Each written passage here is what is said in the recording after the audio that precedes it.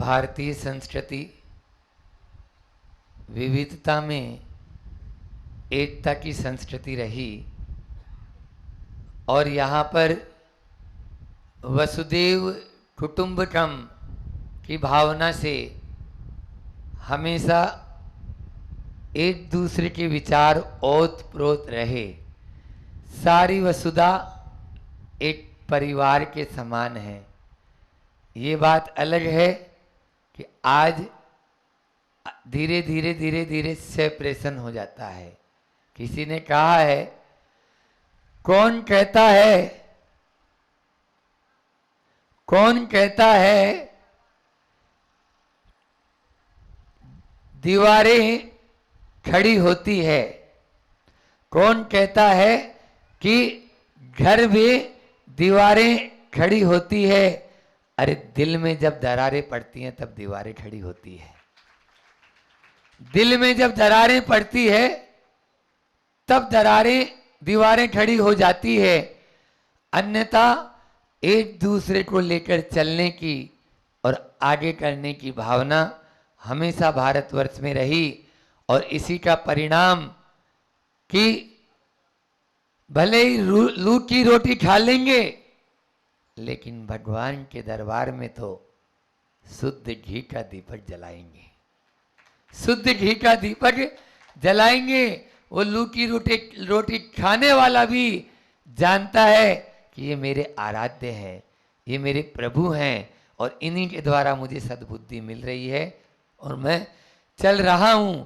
लेकिन आज की इस पाश्चात्य संस्कृति ने इन सब चीज़ों को धीरे धीरे तहस नहस कर दिया। भारतीय संस्कृति तो हमेशा परोपकार की संस्कृति रह गई। परोपकाराय फलंति वृक्षा, परोपकाराय वहंति नद्या और परोपकाराय दुहंति गावे और परोपकारार्थ मिदम शरीरम। ये जो शरीर मिला है ये भी परोपकार के लिए मिला है, आपके अपना शरीर नहीं। हम क्या करते हैं, केवल भोजन किया, दिवस गमाया खाई कर और रात जमाई सोए और भोंदू के भोंदू रहे, कुछ न मिला है तुम्हें कोई, आज तक कुछ भी नहीं मिला है। यही हो रहा है। इसका उपयोग क्या कर रहे हैं? उपयोग ये है कि हमें परोपकार, जिस प्रकार से वृक्ष कभी अपना फल नहीं खाते लेकिन पत्थर मारने वाले को भी फल देते हैं, नदी अपना पानी स्वयं नहीं पीती लेकिन जो आ जाता है वही बस अंजलि बनाओ और प्यास बुझा लो। इसी प्रकार से आज इस गौशाला में आए हैं। परोपकाराय दुहंति गावे, जो रूखा सूखा भूसा खाती है और अमृत के समान दूध देती है। अमृत के समान, जिसको पूर्ण आहार बोला। अभी बताऊंगा इसके बारे में भी कि आज इसके बारे में भी क्या चल रहा है। और जो तथाकथित पढ़े लिखे हैं, हम अधिक पढ़े लिखे हैं, कम समझदार। ज्यादा पढ़ गए तो बस वो अपनी बुद्धि को वहां पर लगाते हैं और समझदार रहे नहीं। लेकिन सबसे बड़ा धन है गोधन। कौन कहता है कि हम पशुओं का पालन करते हैं? अरे अपनी धारणा को बदल लो, पशु आपका पालन कर रहे हैं। यदि इस धरती पर पशु जानवर नहीं होंगे और गौ माता नहीं होगी तो ये धरती उसी दिन जलकर राख हो जाएगी, खाक हो जाएगी। और प्रत्यक्ष उदाहरण देखने को मिले। आपने देखा होगा आज से 15 साल पहले, 16 साल पहले नेपाल में भूकंप आया था। कारण पता लगाया वैज्ञानिकों ने। कुछ ही दिन पहले वहां पर बड़े पैमाने पर गौ हत्याएं हुई थी और उस गौ हत्या के परिणाम स्वरूप ही ऐसी त्रासदियां आती है। भूकंप आएगा, ज्वालामुखी होगा, फटेगा, ये तभी होगा जब आप पशुओं पर अत्याचार करेंगे, प्रकृति पर अत्याचार करेंगे। तो प्रकृति भी चुप बैठने वाली नहीं है, प्रकृति आप पर अत्याचार करेगी। इसलिए समझना बहुत जरूरी है कि गाय जो सबसे बड़ा धन है, जैन पुराणों में एक ग्रंथ आता है सबसे प्राचीन षटखंडागम, जिसकी पहली टीका आचार्य वीरसेन महाराज जी ने धौला जी लिखी है, जिसको केवल दिगंबर मुनि महाराज जो होते हैं, वस्त्र पहना हुआ कोई भी व्यक्ति छू नहीं सकता, उसको पढ़ नहीं सकता, पात्रता ही नहीं है उसको। उसमें लिखा हुआ है या श्री सा गो, या श्री, बोल तो लो एक बार सब, या श्री बोलो, या श्री सा गो। हाँ, गो यानी जाना नहीं, गौ, हाँ औ की मात्रा लगाओ उसमें, गौ। संसार में जो भी स्त्री यानी संपत्ति है, लक्ष्मी है, वो केवल मात्र सा गौ, वह केवल गाय है। संसार की सारी संपत्ति एक तरफ और गाय माता एक तरफ। द रोमांस ऑफ काऊ, मेरे पास में हमने बहुत उसकी प्रतियां बांटी जब आचार्य श्री जी के साथ रहता था। उस समय इंग्लिश में ये पुस्तक है पूरी, तो उसमें फ्रंट में ही चित्र बना है, तराजू के एक पलड़े में गाय है और दूसरे पलड़े में मुद्राएं, स्वर्ण मुद्राएं हैं, लेकिन स्वर्ण मुद्राओं का अंबार लगा दिया, लेकिन गाय 1 इंच ऊपर उठ नहीं पाई, उठ भी नहीं सकती। आप संसार की सारी संपत्ति एक तरफ कर देना और गौ माता एक तरफ। हिंदू परंपरा के अनुसार तो उसमें 33 करोड़ देवी देवताओं का वास माना जाता है, और उस गाय में, लेकिन गाय कौन सी, अभी उसकी भी चर्चा करना है। देसी गाय होनी चाहिए, अपनी भारतीय नस्ल की गाय होनी चाहिए, विदेशी नस्ल वाली नहीं। जर्सी और जो हार्स्टिन आती ना, हार्स्टिन, तो वो, ये गाय नहीं, आपको बता दें गाय नहीं है वो सुअर के द्वारा क्रॉस करके बनाई गई है। आप देखिए, देसी गाय में पीठ पर कुब्बड़ होता है ना, कुबड़ा जो होता है, उसमें सूर्य केतु नाड़ी होती है, और उस सूर्य केतु नाड़ी पर जो हाथ फेरता है, मैंने बताया था, कैसा भी डिप्रेशन, अवसाद, चिंताग्रस्त, सारी की सारी अनिद्रा, इस सारी बीमारियां दूर हो जाती है। गोलू हो तो देख लो ना इसको, तो सारी बीमारियां अपना आप ही दूर होती है। एक एक अंग यदि आप गाय के देखेंगे, उनमें हर बीमारी का इलाज है गौ माता के पास में। अरे और तो छोड़ो, गौ माता को देखने मात्र से सारी बीमारियां अपना आप ठीक होती है, देखने मात्र से, छूने की बात नहीं कर रहा हूं। इसलिए कैंसर जैसे 4th स्टेज वाले कैंसर भी यदि गौशाला में, और ये वैज्ञानिक मानते हैं, लेकिन सबसे बड़ी विडंबना यह है कि उनकी दुकानदारी खत्म होती है। डॉक्टरों की और इनकी सबकी दुकानें, अभी जो ये लंपी बात हो रही ना, हाँ, ये भी आप देखिए, कच्छ, सौराष्ट्र, जैसलमेर, वहां से ये एंटर हुई ये बीमारी।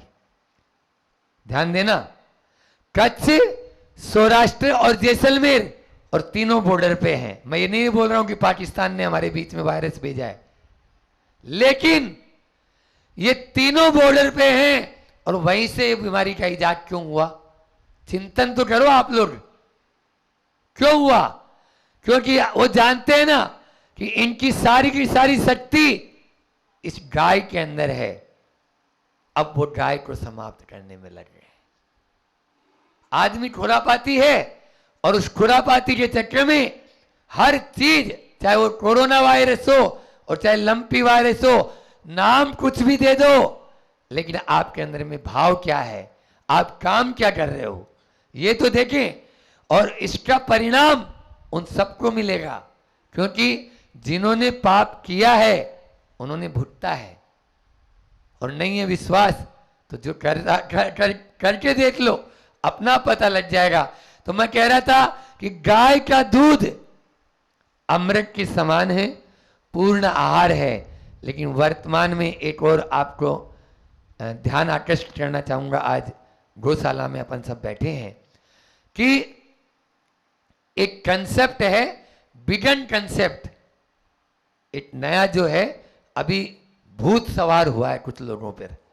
जो आपके बच्चे पढ़े लिखे विदेश में पढ़ने जाते हैं ना, तो ये वहां पर वो दूध को मांसाहार बता रहे हैं।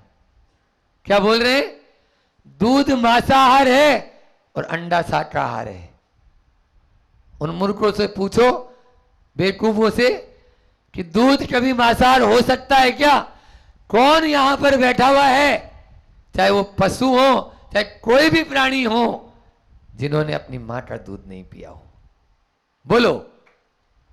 कोई भी हो, चाहे भगवान हो चाहे इंसान हो चाहे कोई भी हो, जो अपनी मां का दूध।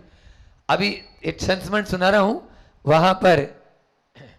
वहां पर जो है दुर्ग में, भिलाई दुर्ग, वहां पंच कल्याणक था और पंच कल्याणक में एक व्यक्ति आया और वो व्यक्ति बोलता है कि मुझे गुरुजी दर्शन करने हैं। हम गेट पे खड़े थे, हमने बोला यहीं से कर लो। बोले नहीं, पास में जाना है। और पास में भेज दिया। पास में जाने के बाद में बोलता है, हम तो आपसे भी बड़े वाले शाकाहारी हैं, आचार्य श्री जी से, आपसे भी बड़े वाले शाकाहारी हैं। हमने एक बार तो उसको सोचा कि इसका हाथ पकड़ के बाहर कर दें, लेकिन आचार्य श्री जी क्या है, जो विरोधी होता है ना, उसको और प्रोत्साहन देते हैं ताकि उसकी क्या मानसिकता है उसको थोड़ा सा पता लग जाए, टटोल ले। तो उसको तुरंत पूछा, क्यों भैया? तो बोले महाराज जी आप तो दूध लेते हैं और हम तो दूध भी नहीं लेते हैं, हम तो दूध भी नहीं लेते हैं। बस आचार्य श्री जी तुरंत समझ गए इसके मन में भूत सवार हो गया। अभी इधर भी चल रहा है ये, इंदौर की तरफ आपके निमाड़ में हर खंबे पे लिखा हुआ मिलेगा आपको, हाँ विगन अपनाइए और दूध का त्याग कीजिए, दूध मांसाहार है। ये इस तरह के कोटेशन लिखे हुए मिल रहे हैं। बोलो। तो दूध को प्राप्त करने की जो प्रक्रिया है वो गलत हो सकती है, या जो गौ माता है या जानवर है उसका पालन करने की जो विधि है वो गलत हो सकती है, लेकिन दूध कभी मांसाहार नहीं हो सकता। 24 में से 23 तीर्थंकरों ने अपना जिसको भोजन बनाया, क्षीरान्न के द्वारा जिनको केवल ज्ञान की उत्पत्ति हुई, क्या वो कभी मांसाहार हो सकता है? 3 काल में नहीं हो सकता। इसलिए ध्यान रखना, गौ माता या अन्य जो भी प्राणी हैं, उन प्राणियों के माध्यम से हम दूध को कभी भी मांसाहार नहीं कह सकते हैं। इस भूख को कभी भी अपने ऊपर, एक व्यक्ति आया खजुराहो में, हमारा चातुर्मास चल रहा था। अब वो मालूम था कि ऑस्ट्रेलिया में रहता है और वहां पर जॉब करता है, नौकरी करता है, तो वो और चीज दे लेकिन दूध नहीं दे, और दूध का वो बना हुआ जो अपना छेना वो नहीं दे। तो हमने बोला हमें लेना है तो इससे यही लेना है, नहीं तो लेना ही नहीं है, ये देगा तो हम लेंगे। वो बोलता है ये नहीं देंगे महाराज जी, और चीज ले लो। इस प्रकार से उनमें पढ़ा दिया जाता है और अंदर में भावना भर दी जाती है। मशीनों से जो दूध निकाला जाता है उसमें तकलीफ होती है, पहली बात। और दूसरी बात ये है, हमारे यहाँ जानवर को भी जैसे परिवार में सदस्य होता है वैसे पालन किया जाता है। जैसे यहाँ पर पता लगा आप लोग गायों की उस तरह से सेवा कर रहे हैं जिस तरह से घर में एक परिवार की। और बता दें, इनका जो शोर और सूतक होता है उसका भी पालन अपने यहाँ पे किया जाता है।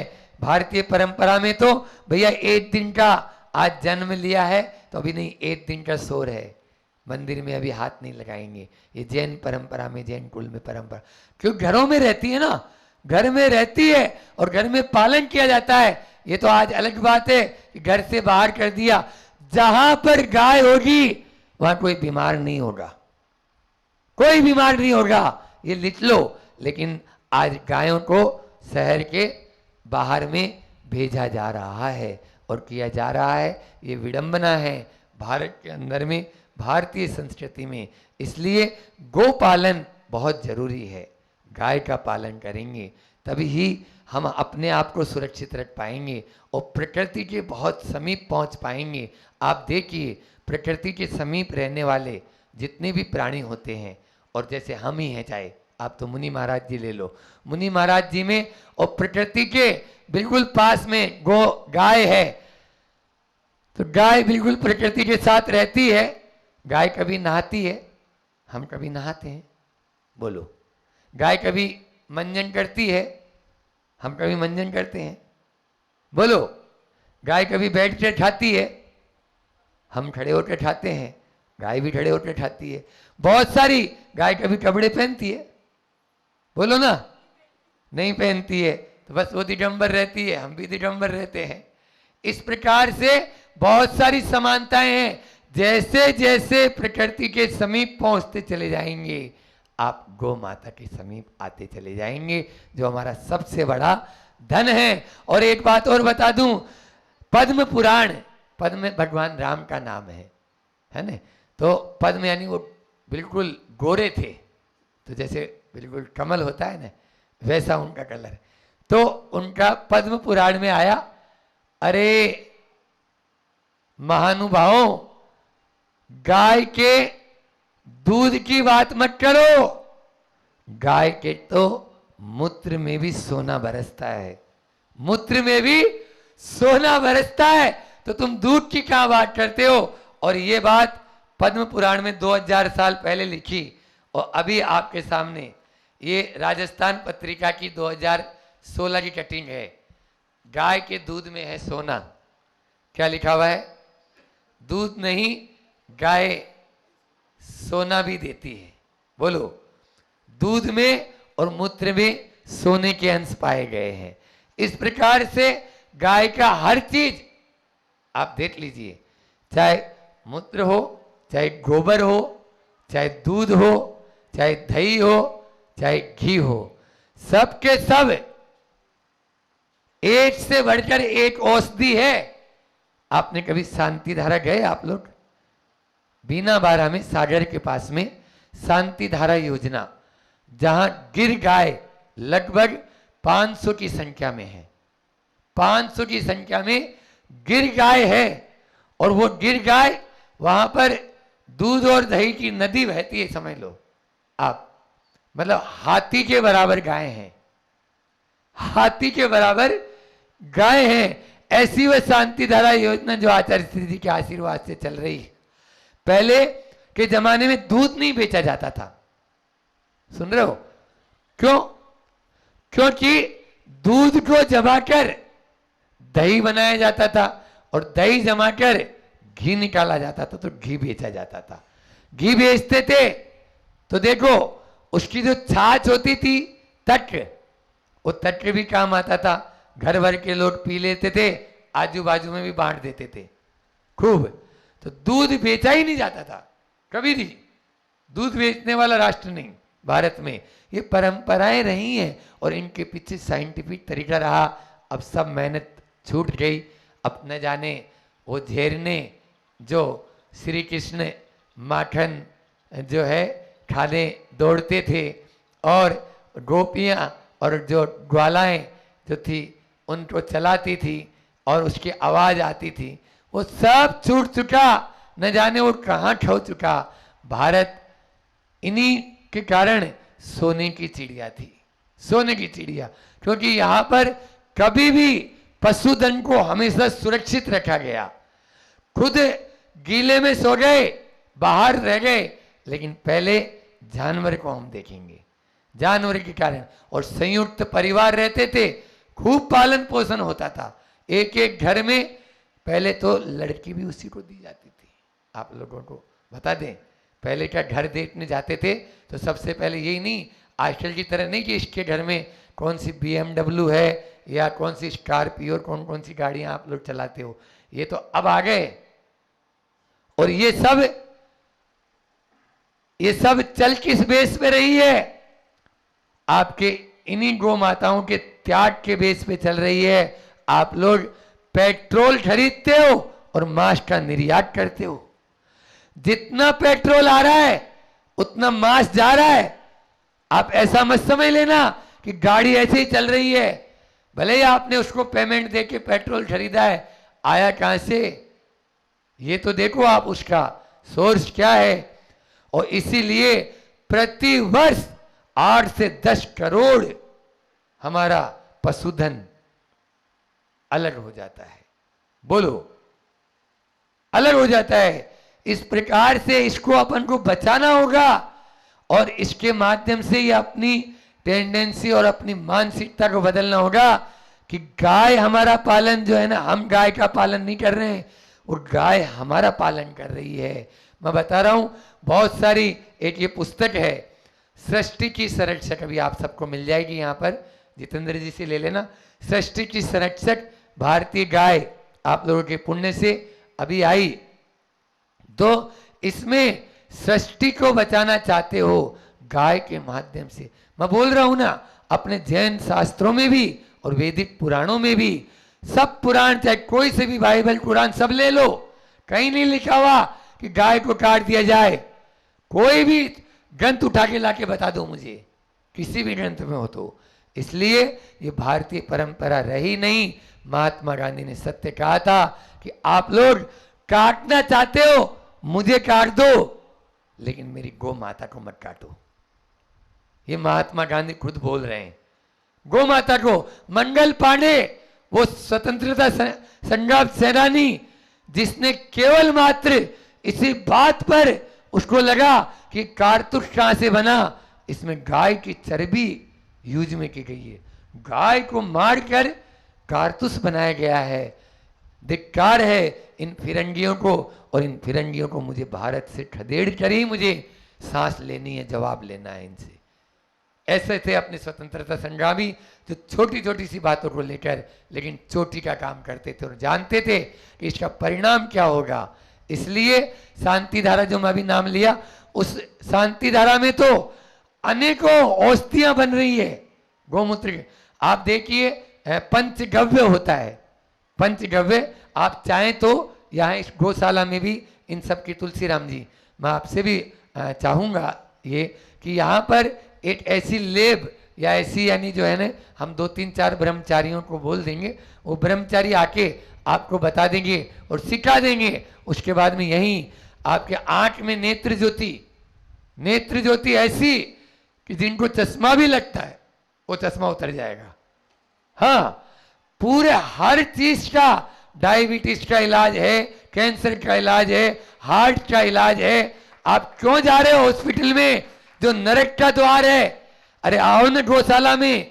मैं प्रैक्टिकल बता रहा हूं आपको। एक बहन को ब्रेस्ट कैंसर था, और ब्रेस्ट कैंसर 2016 में हमारा चातुर्मास भोपाल में था।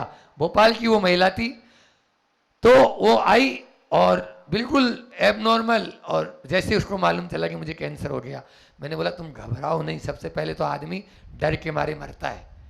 कैंसर कोई बहुत बड़ा हवा नहीं है जो हमारा कुछ बिगाड़ लेगा। जैसे अभी बोल के गई ना बहन कि लंपी बीमारी है, लेकिन उससे अपन जितने भी अपन को जो प्रिकॉशन है आप वो रखो, आप बचाव को देखें। समझ में आ रहा है? तो सबसे पहले तो भयभीत मत हो। और फिर मैंने उसको बोला, यदि तुम्हें हमारे ऊपर विश्वास है, वो हमसे जुड़ी थी, तुम रोज गौशाला में जाओ और गाय के ऊपर हाथ फेरो, गाय को चारा खिलाओ, गाय का गोबर उठाओ, अपने हाथों से गोबर उठाओ। नाखूनों के इन पॉइंटों में गौमूत्र और गोबर का स्पर्श होना चाहिए। आप यकीन नहीं मानेंगे, उसको ऑपरेशन की जरूरत नहीं पड़ी। ऑपरेशन और कीमो की जरूरत ही नहीं पड़ी। और कीमो तो कुछ है ही नहीं। हमारे गुरुजी तो कीमो का मतलब बोलते हैं खून को पानी बना देना। खून को पानी बना देना, सारे बाल उड़ जाते हैं, पूरे शरीर में बाल का नामो निशान नहीं रहता। ये कीमोथेरेपी होती है। इसलिए इनके चक्कर में मत पड़ो। यहाँ बड़वानी वालों का तो सौभाग्य है, इतनी अच्छी और इतना बढ़िया प्राकृतिक वातावरण में यहाँ पर एक गौशाला है। इस गौशाला में आओ और अपनी सेवा दो। हाँ, अलग से कर्मचारी क्यों, आप ही लोग आओ और आप ही लोग सेवा करेंगे तो यहाँ आप स्वस्थ भी रहेंगे और मस्त भी रहेंगे और व्यस्त तो हो ही जाएंगे। इधर उधर की कोई बातें आपको करने को नहीं मिलेगी। इसलिए आप यहाँ पर इस गौशाला के बहुत सारी चीजें हैं। आप कोटा में एक मुकेश जी गोयल हैं जो 850, तुलसीराम जी को मैंने बताया था शायद, 850 प्रोडक्ट बनाते हैं गोबर से। कितने? 850 प्रोडक्ट। बोलो, आप गोधन की बात कर रहे हो, इसलिए बोल रहा हूं ना, जिनको रोजगार चाहिए आओ ना यहां पर, और आराम से आपके पास में जो गोधन है उसका उपयोग करना। बस उपयोग आप करना सीख गए तो निश्चित रूप से आपका, और ये गुण भैंस में नहीं है। आप देखो, भैंस माता बोलते, कोई गौ माता बोलते हैं, भैंस माता सुना आपने? किसी ने कहा भैंस माता? क्यों क्यों बोलो? इसलिए कि हमारे गुरुजी कहते हैं 1000 गाय खड़ी है और एक बछड़ा है एक गाय का, ठीक है, एक गाय का बछड़ा है, उसको छोड़ दो, वो सीधे अपनी मां के थन पे लगेगा, गारंटी से लिख लो। ये जो उसकी मां है उसके पास जाएगा और उसके थन पे लगेगा। और भैंस के बछड़े को छोड़ के देख लेना, छोड़ के देख लेना, वो 50 पे नहीं, वो सैकड़ों पे मुंह मारता रहेगा और फिर भी अपनी मां को नहीं पहचान पाएगा कि मेरी मां कौन सी है। बस मोटी बुद्धि रखना है तो भैंस का दूध पियो, और नहीं तो गाय का दूध पियो। बुद्धि हमेशा शार्प हो जाएगी, तीक्ष्ण हो जाएगी, पैनी हो जाएगी। और गाय सफेद है, उज्जवल है, भैंस काली है। हमारे यहाँ उज्जवलता को अच्छा ही माना गया। अपने विचारों में भी सफेदी लाओ। मैं ये नहीं कह रहा कि भैंस को ऐसे ही छोड़ दो, हाँ, नहीं तो ऐसा भी नहीं है कि भैंस के, लेकिन फिर भी 2 तरह के दूध होते हैं, एक होता है A1 और एक A2, ठीक है ना। तो A2 दूध होता है वो पीने के योग्य होता है, और A1 दूध जो होता है वो सही नहीं माना गया। A1 दूध थोड़ा सफेद होता है जो भैंस का दूध होता है, और गाय का दूध पीला होता है। गाय का मूत्र भी पीला होता है क्योंकि उसमें सोना है, सोना पीला ही होता है। समझ में आई? तो आप लोग A1 दूध उपयोग में, गुजरात सरकार ने बैन लगा दिया जर्सी गाय पर। सुना है नहीं सुना है? वो भी शायद कटिंग इसमें होगी, पेपर की कटिंग में। तो गुजरात सरकार ने इस पे बैन लगाया कि आप जो है जर्सी गाय का दूध कैंसर का प्रबल कारण है, प्रबल कारण है। लेकिन क्या करें, तथाकथित पैसे के, सुबह मैंने प्रवचन में कहा था बड़वानी मंदिर में, जैसे तैसे कैसे भी हो, बस हमें तो पैसे मिल जाएं।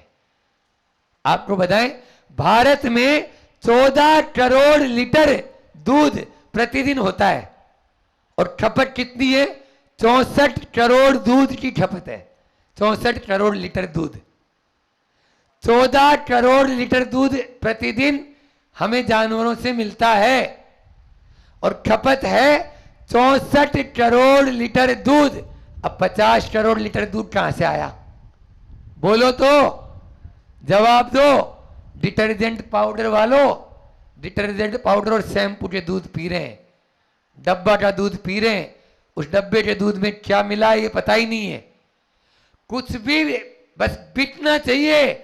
दूध जैसा है और बना बना के बिक रहा और धड़ल्ले से चल रहा है, और आप पार्टियों में रसगुल्ले खा खा के आ रहे हैं उनके। अच्छे, कहां से आया बोलो बोलो? वो दूध था ही नहीं। ये विज्ञान बोल रही, मैं नहीं। आप मेरी बात पे विश्वास मत करना, क्योंकि आप लोगों को संतों की बात पे विश्वास नहीं होता है। आप लोग तो ज्यादा पढ़े लिखे हो ना, तो पढ़े लिखे हो तो विज्ञान की बात पे विश्वास कर लेना। ये आंकड़े मेरे नहीं, ये भारत सरकार बोल रही है।